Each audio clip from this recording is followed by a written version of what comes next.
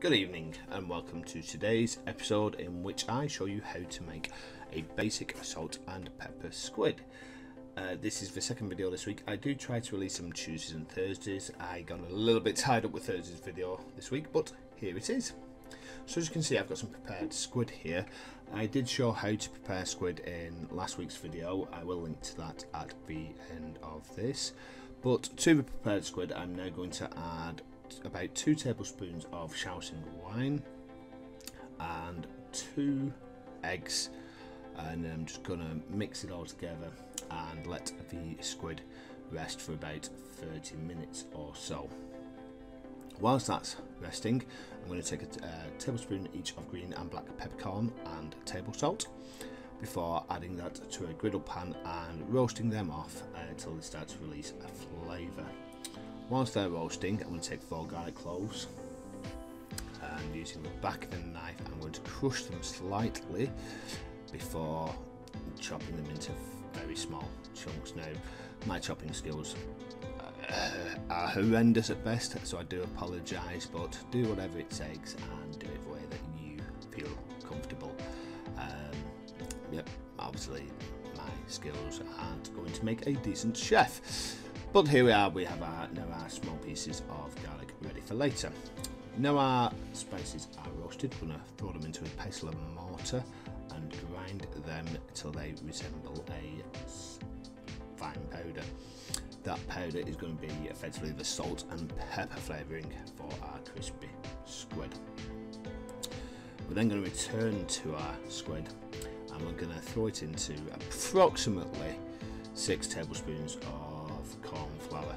I did do a mix, 3 tablespoons of cornflour, 3 tablespoons of potato starch, that's a personal choice.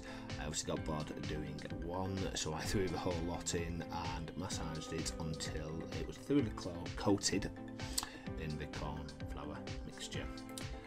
As explained last week, you have 2 options, low and slow, high and fast. I went with high and fast at a temperature of 350 Fahrenheit or 175 Celsius for about 2 minutes before letting them drain on and dry on a piece of kitchen towel. I then preheated the griddle pan, added 2 tablespoons of oil and then threw in some diced red pepper before the chopped garlic that I prepared earlier. Unfortunately my pan was a little bit too hot, so the garlic did start to crisp up slightly, but not enough to give a burnt taste fortunately. I then returned the crispy squid to the pan before getting hold of the spice mixture I prepared earlier and sprinkling that generously over the contents of the pan. Now at this stage, there's no right or wrong to this, it is personal taste. Some people add a tablespoon of sugar and a tablespoon of soy sauce. I went with just a standard tablespoon of soy sauce just to give the dish a little bit of moisture. And then whilst this was cooking in the pan, I finely chopped some green spring onions, or spring onion greens depending on how you phrase it, just to add a little bit of colour to the dish. And there you have it, a nice simple salt and pepper squid.